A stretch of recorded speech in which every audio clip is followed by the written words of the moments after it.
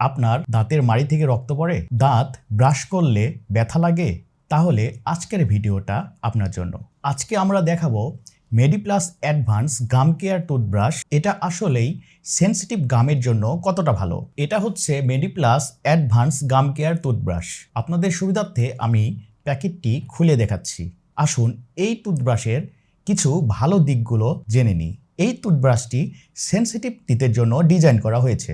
এই টুথব্রাশটি দাঁতে জমে থাকা প্লাক পরিষ্কার করতে সাহায্য করে এবং এই টুথব্রাশ দিয়ে ব্রাশ করার সময় যাদের মাড়িতে ঘা বা যাদের দাঁতের মাড়ি সেনসিটিভ তাদের জন্য ভালো। এই টুথব্রাশটির সবচাইতে ভালো দিক হলো এর সফট ব্রেসেল। এইগুলো খুব নরম হওয়াতে দাঁতের মাড়িতে চাপ খুব কম পড়ে, আর এর স্লিম হেড ডিজাইন করার কারণে পিছনের দাঁত পর্যন্ত সহজেই পরিষ্কার করা যায়। এখন প্রশ্ন হচ্ছে এই টুথব্রাশটি কাদের জন্য ভালো হবে?